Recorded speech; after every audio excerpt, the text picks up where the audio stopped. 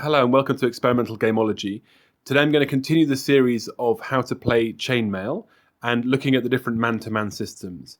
Basically there's the man-to-man melee, there's individual fire with missiles, and there's also jousting, which we'll have a look at later. So the man-to-man melee, as before we've seen, it's a chart. This time we have armor type across here and then weapon type down here. The armor is fairly familiar. If you've played Dungeons & Dragons, it starts from no armor, goes up through leather armor, up to plate armor and shield being the best. So, for example, if you want to attack, if you're using a flail and you're attacking someone in chainmail, then that would be, you'd need to roll 6 or above on 2d6. So these tables are 2d6 tables. So there is some variety then, depending on the type of weapon and how it will interact with particular kinds of armor. The armor on this table doesn't actually have a number, but if we look at the individual fire with missiles table, they are actually given numbers, although they're unlike both old Dungeons & Dragons up to AD&D and 3rd edition and onwards D&D. So 1 would be no armor, 2 is leather or padded armor, 3 is shield only. The numbers simply correspond to the table here. And once again, we have different ranged weapons with their range, and then the numbers you need to roll at different ranges, short, medium, or long range to hit the target. Where it has 0 or 1 or 2, it means 10 or 11 or 12 on 2d6. And the jousting is also a table. In my opinion, this requires a little bit more explanation, also interpretation when you play, though.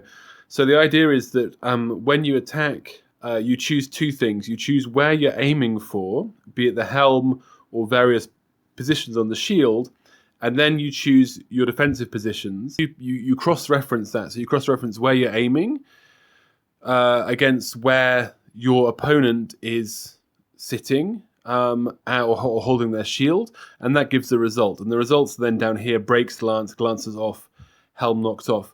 When I've actually played this, the reason I say it needs interpretation is I believe that the different results must be interpreted, some of them for attacker and some of them for defender. Otherwise, it doesn't make a lot of sense. Certain positions are only allowed with certain attacks, so that also you have to take them into account. To go back to the melee, because there are quite a lot of rules for melee in the book. The closest thing to initiative in Chainmail is you roll to move first.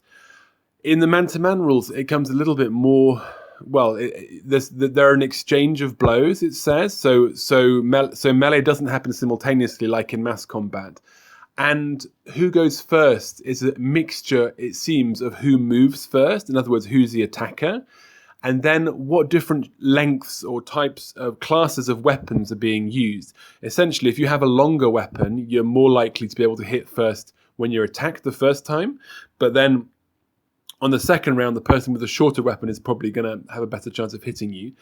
Also, there's rules for parries depending on relative weapon length, and even for taking more than one attack than your opponent if you have a significantly shorter weapon. In addition, actually bridging the man-to-man and the jousting table, there are rules for what to do if you have a horsed opponent and someone on foot. So there are rules for that increases chances of hitting or decreases them for the footman, but also about how to unhorse somebody and what effects that might have. So that's a brief summary of the man-to-man combat rules in Chainmail.